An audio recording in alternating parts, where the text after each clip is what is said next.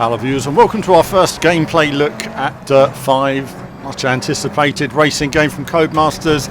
It's coming later this year and we've got a very early hands-on looking at some gameplay action. Now it's exciting times as we see the evolution of gaming and we see the evolution of the graphics as we move forward to the crossover to the new consoles and the potential that that brings. And we get a first look at some of the gameplay here, looking at Norway first. We're going to go through the locations. There have been 4 locations that have been provided to us, and you can see the different weather options and times of day in the demo that we've had so far, and the drastic difference it makes to the environment, and we'll look at that as well.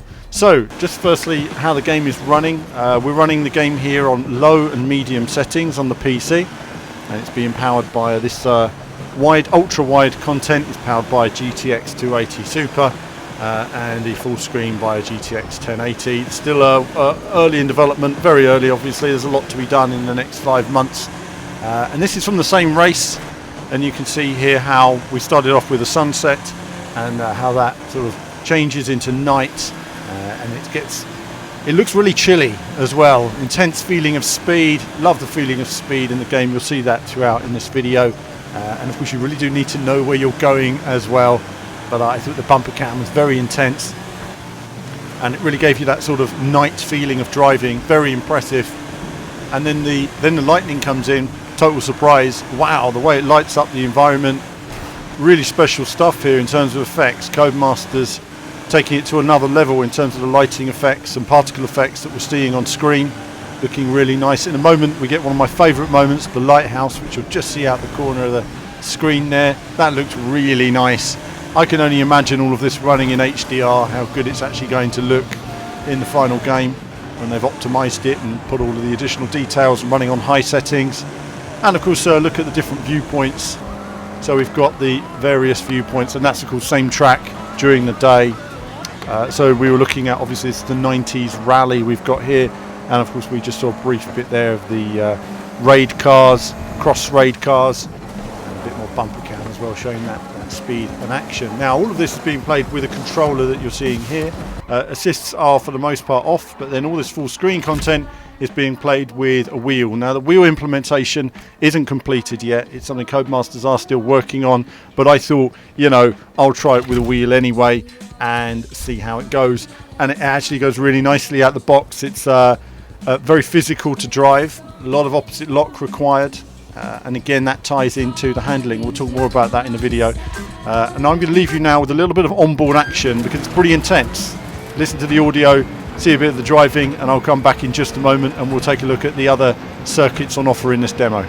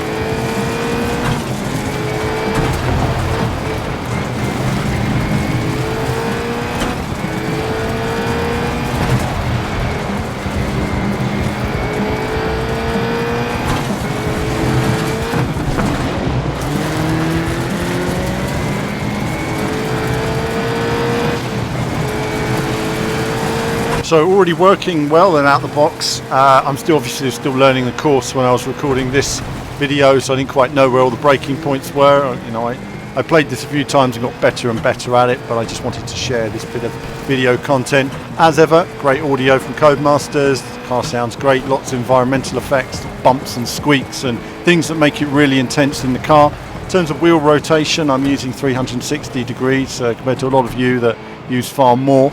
So obviously that will suit you in terms of your amount of wheel usage and spinning your wheel round however you like to drive to throw the car into corners. But for me, I found it very intuitive from the off and was able to turn in and place the car where I wanted to place it, and it worked really well for me. So very much enjoyed this. Couldn't get enough of it really. The funny thing is that it's deceptively, well, it's simple on the one hand, but then to really maximise your time will require quite a lot of practice to really nail the apexes and, you know, understand the use of traction in the game and how, whether to be smooth or aggressive in terms of overall traction. So something to look at there. On to the next location then. Which one is this one? China now we're looking at. So I thought I'd show a little view of China. Very nice it is too. And again, they're running on the medium settings, so no doubt it will look even better when you've got it running on high and ultra high settings in the final game. We'll be looking at this buggy on this track predominantly. Very much enjoyed this track. Probably my favourite track in terms of racing I've played so far. I really enjoyed it, and I enjoyed the transition of weather. I also had a quick look at the various graphical options. I did go through them just to see what the difference was between them, between low settings. Obviously then you get very high frame rate as it is, but I think I settle for a balance between both medium and low as the video goes. You see the difference to medium here. Look at the dashboard, and you'll see there's a lot more detail on medium. So there's a lot of detail. I'm running, I think, the races on low for the most part, so there's a lot of detail you're not seeing. So in terms of judging the graphics at this stage, I would wait until the final game before making a full judgment. But based on what we're seeing here already, it looks very nice indeed. I suppose when we talk about graphical style, you can't help but talk about games like Forza Horizon, which is such a benchmark in some ways, use of colour, use of lighting. But this is still very much dirt gameplay, which I like. It's track-based gameplay, and they need to bring dirt back. They need to find out what really made the early games great and build on that. And I think one of the things is going to be making sure there's enough content in the final game to support each course. So if I want to do a buggy championship, hopefully there will be 10 or 15 course variations for me to do a buggy championship on, rather than just 3 courses for the buggy and the rest of the game I can't run buggies on. For example, you couldn't run these on the Norway course. I hope you can in the final game, because it just gives you another course to run them on. And they're all very different in terms of driving style. You know, here we have lots of opposite lock required. The rear wheels spin up a lot, lots of power there, quite light, bouncing around. You know, these were challenging to drive in terms of getting more out of the car. They weren't necessarily difficult, but to get the most out of them, find the correct use of sliding in and traction through the corner. You know, you've got to think about it with your driving. So it really worked really well, and I like this. Lots of lighting effects, nice environments. Reminded me, I think this track and the next one in Brazil we're going to look at reminded me very much of Malaysia in Dirt 2, really. So you're going to be asking me as well what other contents are in the final game. I don't have a full list at the moment, but when I have a full list that we can talk about, then we'll go through it. But there are plenty more events and locations planned. I haven't seen if there's going to be any rally. I assume there probably will be, but I don't know at this stage. But this is differentiating the Dirt brand from the rally very much now. So the Dirt Rally is the serious end, and this is sort of the more fun action driving end of the market, if you like. And this is from the same race, just as the weather has changed or the time of day throughout the race, and I've just shown a couple of edits here. And again, good action. We're going to do the same in just a moment with, I think this is the red car, and we'll do it the same with the black car in a moment, and we'll see the transition in weather more. So this was a time of day change. The lights come on, and now we're going to run it again. I ran it again, but with the different weather. And I'm going to leave you to a little bit of gameplay from this and come back in just a moment. I'm going to leave you a bit of the audio for this race, because I feel the audio just being intense in the car just adds so much more to it. So I'll leave you to a bit of this.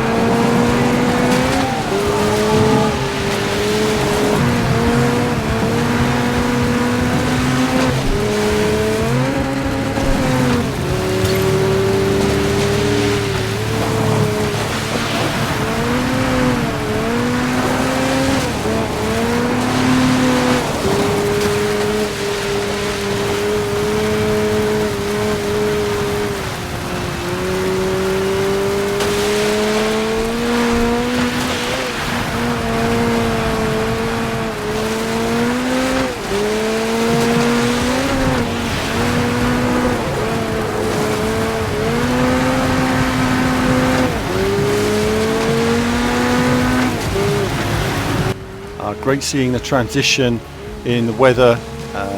Obviously, there is Codemasters really do need to do something about the water on the screen. You know, I always say Drive Club is the king of rain when it comes to windscreen, and I hope that they can do something with that. I don't know if they had planned to, but I think that seeing that effect on the screen would really work for them there. But either way, very nice. The ground, the detail, the feeling, loving the weather change. Very intense with the music. Enjoyed that race immensely. And again, you can see the transition from the beginning to the end, same with the weather. And when it's done really nicely, you see the difference. And again, with the these are the cross-raid trucks. I just had to go just to see, you know, what the difference is really in terms of how it can alter the track in the different vehicles. I mean, the first race was apparently an ultra cross. This is a land rush, but to be quite honest, I couldn't really tell the difference. I always saw the, you know, I mean, I think it was land rush. Which one? There was the point-to-point ones I liked in Dirt 3, which I enjoyed, which I think were the land rush. So maybe I'm confused, and I'll find out later. But I enjoyed them in Dirt 3, so we haven't seen anything like that in this game. But I'm sure, well, I'm hoping there's going to be something in the final game.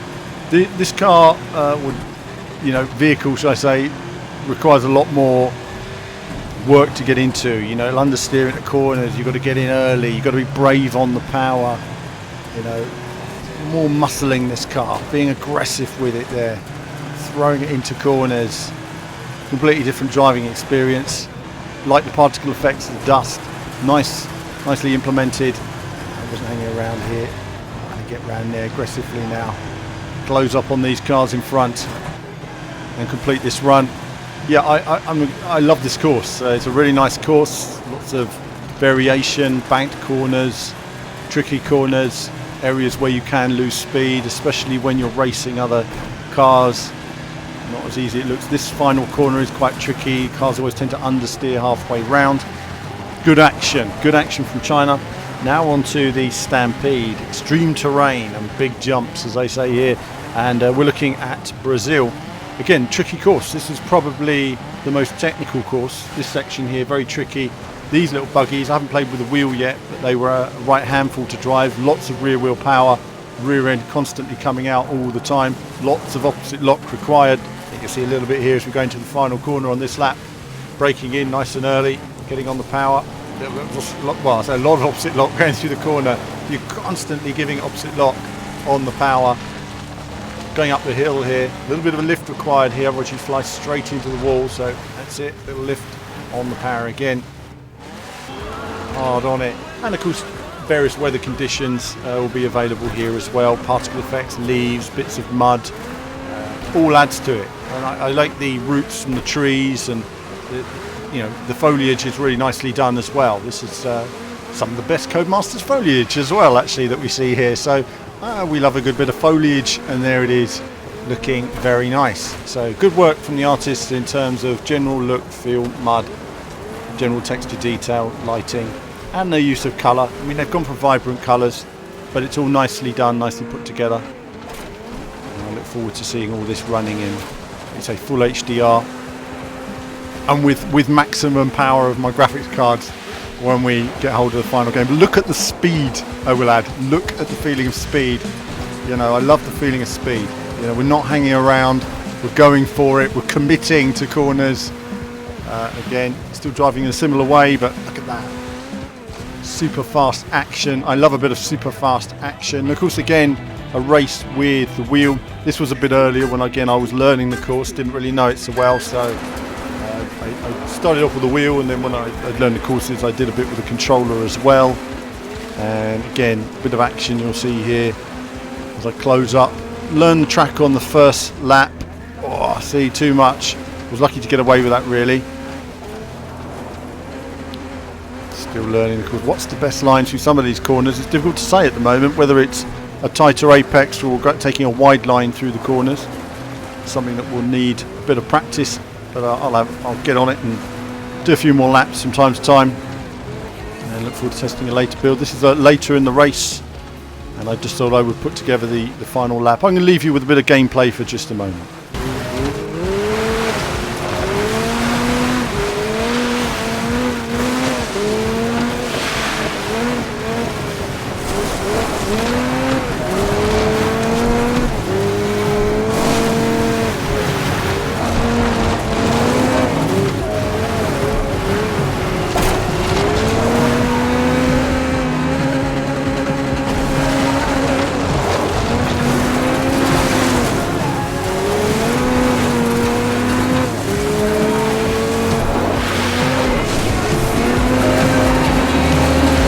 committed driving action. Lots of opposite lock going on there. A lot of work on the wheel. Love it. Love a bit of work on the wheel. And that just goes to show the power that's coming from the rear. So you're just fighting it. If you're trying to wait for traction, it's not going to work for you in, say, a traditional tarmac driving way. You really do need to get the power going and just keep momentum. Finally now, sprint race.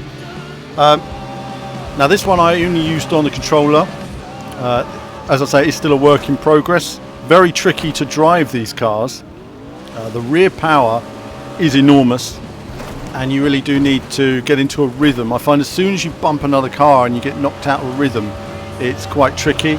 I tried a bit behind the car, but as many of you will know, I'm used to racing in cars, so I jumped to the in-car view, and then I was a little bit more at home with it in terms of just cruising around. But you see, just a little bit too much power. You want to do as much as you can. You know, you're taking it to a limit so you don't hit the wall on the inside.